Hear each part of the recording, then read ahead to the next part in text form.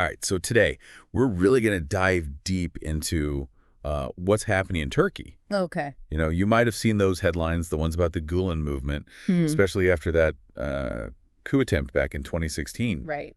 We're looking at an academic report. It's by Professor Johan van de Lanotte, and it looks at how people who are associated with this movement are still being persecuted, even years later. Yeah, it's really fascinating stuff. It is, and it's something that, you know, if you follow international affairs, if human rights are something that you're interested in, this is really relevant. Definitely. But honestly, the scale of what's happening, it's just something that everyone should know about. Yeah, it's pretty big. It is.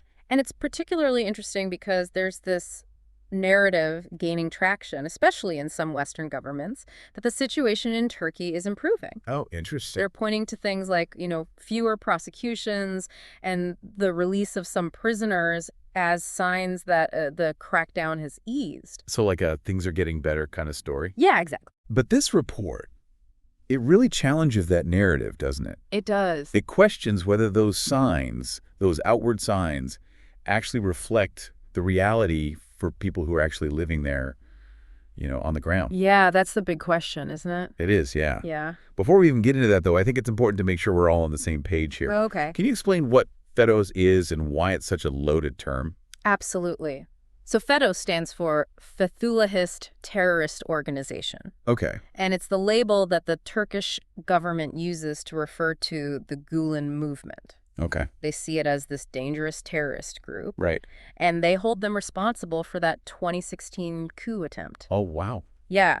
And they believe that this organization, they believe it's like aptly embedded in Turkish society. Yeah. And they think it's actively trying to undermine the state. Wow.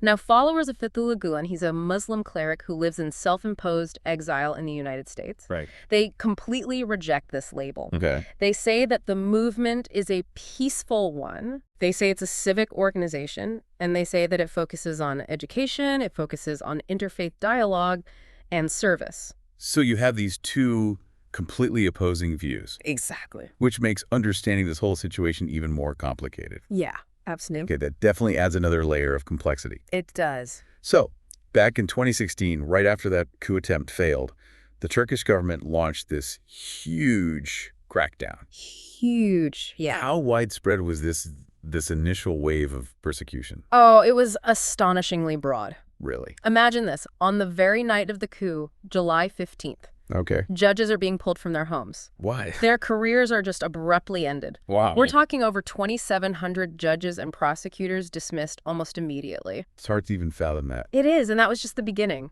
In Right. total, over 700,000 people were investigated. Wow. Over 122,000 convicted, and countless others were dismissed from their jobs in the public sector. It was this sweeping purge that touched almost every corner of Turkish society. It's hard to even wrap your head around numbers that big. It's just massive. But as you mentioned before, some governments are now saying that the intensity of the persecution has decreased. You're right. What evidence are they using to support that claim? Well, their argument boils down to a few key points. First, they highlight that the number of new criminal prosecutions that are related to alleged Gülen links has gone down in recent years. Okay. Second, they point to the release of some individuals who had been imprisoned Okay. for alleged ties to the movement. Gotcha. And then finally, they suggest that the Turkish government's focus, they say it's shifted away from mass arrests Okay. and that it's now towards more targeted investigations. So it might seem like things are calming down a bit, Yeah, on the surface. Yeah. but the report that we're talking about, it challenges that assumption, right? Yeah, it does.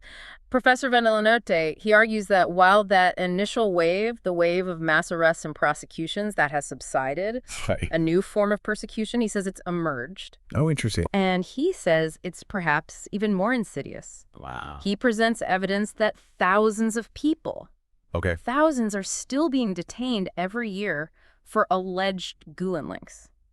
No way. We're talking about an estimated 2,000 to 3,000 detentions. That many. Every year. Wow. Even years after that initial crackdown. So it's not just that the numbers are still high, but it's that the tactics have changed. Yeah, precisely. The Turkish government, they've shifted their focus to what they're calling restructuring. Restructuring. What does that even mean? Essentially, they're going after anyone they suspect of trying to keep the Gülen movement alive, Okay. even if it's through seemingly harmless activities. Really? So, Sure. like, what kind of activities are we talking about here? Can you give us some specific examples? Well, one striking example is how they're targeting people who provide support to the families of those who have been imprisoned. Oh, wow. So if you're providing financial assistance That's or right. even just moral support, Really? that's now being prosecuted as financing terrorism. Wow, so they're really going after anyone even remotely connected. It's this chilling tactic designed to isolate and punish anyone connected to the movement, even indirectly. That sounds really harsh. Are there any specific cases that are mentioned in the report that really illustrate this new form of persecution? There's one case that is particularly disturbing. Okay. It involves a group of 16 teenage girls, Teenage girls. all between the ages of 13 and 17. Oh, wow. They were detained and accused of disseminating terrorist propaganda because they had been receiving tutoring, from individuals with alleged Gülen links. Wow, that's really going after them young, huh? It really is. It highlights just how far the Turkish authorities are willing to go to stifle any perceived dissent, even if it means targeting young people. That's truly alarming. It sounds like the Turkish government is really determined to keep the pressure on, even on an international stage. Yes, absolutely. Didn't the Minister of Foreign Affairs, Hakan Fidan, didn't he recently reiterate this commitment? Yes, absolutely. He's been incredibly vocal about continuing the fight against what they call Fetoz. He brings it up constantly in bilateral meetings and press conferences, emphasizing that Turkey considers this an existential threat. Oh, wow. Yeah. So what are some recent examples of this international pressure? Well, just in the last few months, he had a meeting with the Swedish justice minister where he stressed Sweden's commitment to not support organizations like the Gülen movement. Really? Then, in another meeting with the Belgian foreign minister, he expressed concerns about the movement gaining a foothold there. And most recently, after the death of Fethullah Gülen in late 2024, he held a press conference where he doubled down on the government's commitment to fighting Fetoz. So it seems like the Turkish government is really sending a clear message here. This issue is far from over. Right. Yeah, that's very clear. But haven't there been legal challenges to this crackdown, specifically from the European Court of Human Rights? Yes, and this brings us to a crucial turning point in the narrative. In 2023, the European Court of Human Rights, or ECHR, issued a landmark ruling in the Yeltsin-Kaya case. Okay, for those of us who aren't legal experts, could you break down what this case was about and why it was so significant? Essentially, the ECHR, they found that Turkey's use of broad criteria to label people as Gülen-linked was a violation of human rights. Interesting. They were using things like having a particular app on your phone or an account at a specific bank as evidence of guilt. These criteria were so vague that they could be used to target virtually anyone. Wow. The court ruled that this violated the right to a fair trial Right. and the presumption of innocence. It was a pretty strong rebuke of the Turkish government's tactics. You'd think a ruling like that from such a prominent court that would force some changes, right? Yeah, you would think so. What was the Turkish government's reaction? Well, that's where things get even more concerning. The Turkish government essentially refused to implement the ECHR's ruling. They just ignored it. How is that even possible? It's a blatant disregard for the rule of law. Wow. The president of Turkey's constitutional court, he even went on record saying that Turkey would not be bound by the ECHR's decisions. That's wild. And incredibly, even after that ruling, Turkish authorities continued to use the same broad criteria, like that app we talked about, to detain people. It's as if the ECHR ruling never even happened. So even with international condemnation, the persecution just continues. It does. But what are the real-world consequences for individuals who are labeled as Gülen-linked, even if they're never actually convicted of a crime? That's a critical question, and it's something the report really delves into deeply. What we see is a system of what Professor van der Lanote calls social death. It's like a scarlet letter attached to anyone suspected of having ties to the Gülen movement. Social death, that sounds intense. What does that actually look like? So in Turkey, individuals, they're assigned special codes, 36 and 37. Okay. And those codes flag them as Gülen-linked. Once you have that code attached to your name, it just permeates every aspect of your life. It becomes nearly impossible to find a job, Really? to access healthcare, or even just to enroll your children in school. So basic services are just denied. Yeah, you're effectively ostracized from society. And the worst part is, these consequences, they can last even after someone has served a prison sentence. That's right.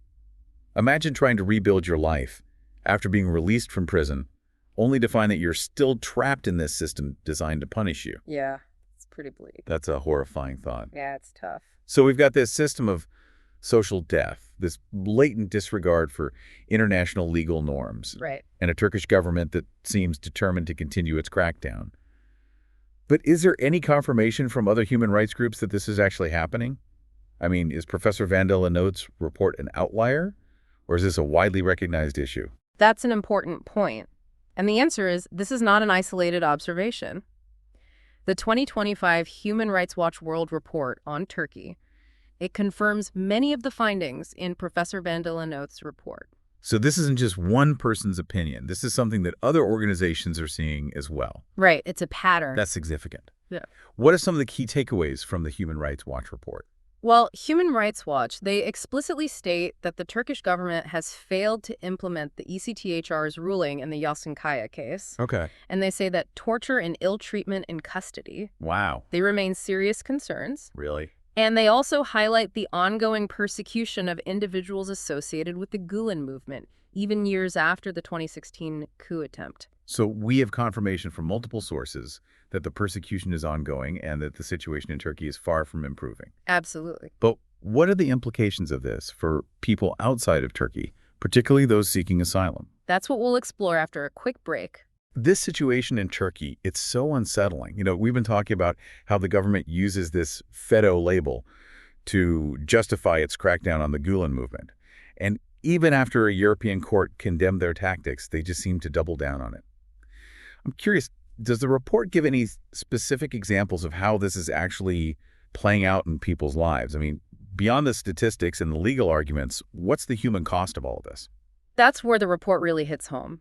Professor Van der Lanoot includes this annex, and it's full of individual stories really putting faces to these human rights violations. Oh, wow. It's one thing to talk about these broad trends, but when you read about what's happening to actual people, it just becomes so much more real. Could you share some of those stories with us? I think Yeah. it would really help to understand the impact of this persecution on a personal level. Yeah, absolutely. One example that really stuck with me is the case of Ibrahim Günger. Okay. He was a 72-year-old man who was convicted for alleged Gülen links. 72 years old. Yeah, and despite suffering from Alzheimer's, diabetes, and prostate issues, his request to postpone his sentence was denied. Oh, wow. He was sent to prison, and his daughter says he was held in solitary confinement, unable to perform basic daily tasks because of his condition. Wow. His story was shared on social media, and it's just this heart-wrenching example of how this crackdown disregards basic human compassion. That's just heartbreaking. Yeah. To deny someone medical care and basic dignity,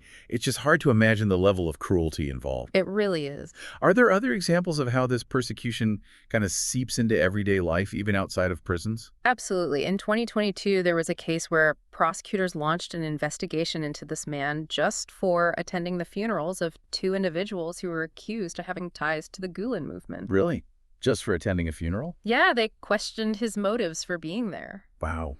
And they cited attending the funerals as suspicious in the context of terrorist activity. It's almost like they're trying to control every aspect of people's lives, you know, Right. dictating who they can be friends with, where they can go, even how they grieve. It really is terrifying. Are there any examples of people being targeted even after they've served their prison sentences? Sadly, yes.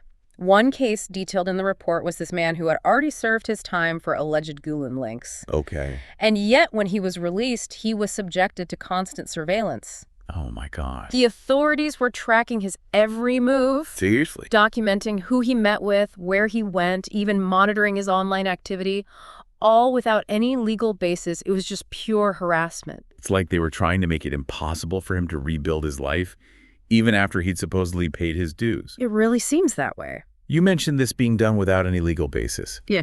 How was that possible? Don't they need some kind of justification for this level of intrusion? Well, they claim it's just intelligence gathering Yeah. and that it has no legal consequences. But the report shows very clearly that this information is being used to deny people jobs, to deny them access to healthcare and other basic freedoms. It's this system that's designed to keep people trapped in a cycle of punishment, even after they've been released from prison. It's so insidious. The report mentioned the Turkish government relying on a specific circular from 2001 to justify this type of monitoring. What's the significance of that circular? That circular has become their go-to defense in court. Hmm. It essentially lays out these guidelines for surveillance and data collection, but it's written so broadly that it can be interpreted to justify almost any level of intrusion. Oh, wow. It's a classic example of how vague legal language can be weaponized to erode fundamental rights. We've been talking about the pressure on individuals, but it seems like the Turkish government is also going after any form of support for alleged Gülen movement members. This restructuring narrative they've created, it just sounds like a catch-all term to justify an even wider crackdown. You're absolutely right. The report shows how even seemingly innocent activities, things like visiting friends or attending religious gatherings, are being twisted into evidence of attempts to revive the Gülen movement. So, like, they're trying to completely eliminate any possibility of community or support. It seems that way. Are there any examples that really highlight how this restructuring narrative is being used to actually punish people?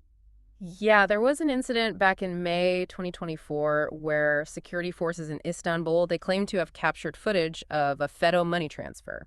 Okay. The video showed a woman handing a bag to another person on the street. Okay. It turned out that the money was simply intended for rent payments for a house where some alleged Gülen movement members were living. Oh, wow. But the way it was presented in the media as this clandestine terrorist operation, it was completely disproportionate to the reality of the situation. Yeah, so like they're trying to create this sense of paranoia and fear, Exactly. making even the most mundane actions seem suspicious. Exactly. And it's creating this chilling effect on anyone who might even think about associating with the Gülen movement. You know, they're sending a message that any form of support, even something as simple as helping someone pay their rent, could be construed as a terrorist act. It seems like this narrative is being used to target more and more people, even those who have minimal or indirect connections to the movement. And as we talked about earlier, some Western governments are buying into this narrative that the situation in Turkey is improving. They're using this flawed assessment to justify stricter asylum policies, making it even harder for people fleeing Turkey to find safety and refuge. It's like closing the door on someone who's running from a burning building. Right. These governments are relying on incomplete information, and in doing so, they're potentially complicit in sending people back to a situation where they face a real risk of harm. That seems irresponsible, to say the least. Knowing what we know now, what are the ethical implications of sending someone back to Turkey who might be associated with the Gülen movement? That's a very serious question. Countries have this responsibility to protect refugees from persecution. Right. Sending someone back to a place where they could be denied jobs, health care, basic freedoms, all because of their alleged association with a group that the government has arbitrarily labeled as terrorist. Right. That is a clear violation of their human rights. So we've got this complex situation where the Turkish government is cracking down on the Gülen movement, even using a system of social death to punish people. And to make matters worse, some Western countries are relying on faulty information to justify sending people back to this dangerous environment. It all feels very bleak. It's certainly a difficult situation, but I think it's important to remember that recognizing the problem is the first step towards finding solutions. And that's what we'll discuss now. So we've uncovered some pretty disturbing information about this ongoing persecution of individuals who are associated with the Gülen movement in Turkey. Yeah. And it's clear that the Turkish government, it seems, determined to just eradicate any trace of this movement, even if it means trampling on fundamental human rights. It's scary. It is. And what's even more concerning is that some Western countries, they seem to be turning a blind eye to the reality of what's actually happening there, potentially putting asylum seekers at risk. Yeah, it's a big problem. So where do we go from here? What can be done to address this whole crisis? It's a challenging question, but I think there are some concrete steps Okay. that can be taken both by individual countries and by the international community as a whole. Okay. I think first and foremost, Western governments, they really need to acknowledge the reality of the situation in Turkey. Yeah. They can't just rely on these superficial signs of improvement while ignoring the systemic persecution that's still happening. So it's not enough to just look at the declining number of prosecutions or, the release of a few prisoners. We really have to dig deeper Exactly. to understand what's really going on. Give anybody to need to engage with the evidence presented in reports like the one we've been talking about by Professor Van Delanote. They need to consult with human rights organizations. And most importantly, they need to listen to the stories of the people who have been directly impacted by this crackdown. Okay. Only then can they make informed decisions about asylum policies and diplomatic engagement with Turkey. But wouldn't that mean, like, jeopardizing their relationships with Turkey? I mean, there's always those strategic and economic considerations. Sure, there are always those complex geopolitical factors. Right. But I think we need to ask ourselves, at what cost? Are we willing to just sacrifice the fundamental rights of individuals just for political expediency? I mean, shouldn't upholding human rights be a non-negotiable part of our foreign policy? That's a really good point. So acknowledging the problem, that's the first step. What else can be done to hold Turkey accountable? Well, there are a range of tools that the international community can use. Yeah. Targeted sanctions, against individuals who are responsible for these human rights abuses can be effective. Okay. Diplomatic pressure, both public and private, can also send a strong message. And in some cases, legal action through international courts might be necessary to ensure justice and accountability. It sounds like there's a lot that could be done, but it really requires political will and a commitment to really putting human rights first. Absolutely. But what about the people who are currently seeking asylum? What can be done to keep them safe? Western countries, they have a moral and a legal obligation to protect refugees from persecution. Right. This means providing safe haven to people who are fleeing Turkey, who have a well-founded fear of persecution based on their real or perceived association with the Gülen movement.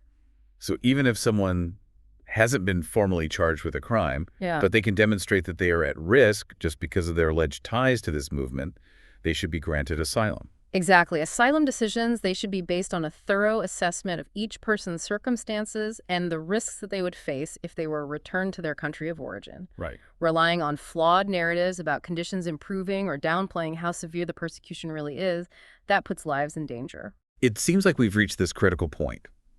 The international community really has a choice to make. Yeah. Either stand by and watch as innocent people are persecuted, or take action to uphold human rights and hold those responsible accountable. You've hit the nail on the head. The situation in Turkey is a test of our commitment to these values of human rights, freedom, and the rule of law.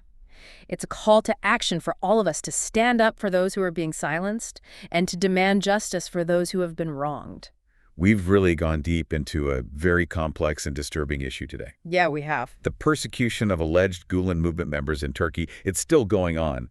And the Turkish government's just blatant disregard for human rights, it's really concerning. Absolutely. Professor Van Delanote's report, along with the corroborating evidence from Human Rights Watch, it just paints a bleak picture. Yeah.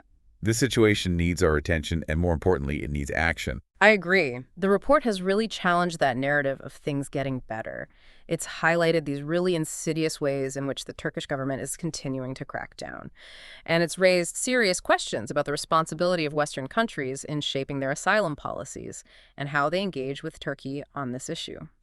So as we wrap up this deep dive, I want to leave you with this. Yeah.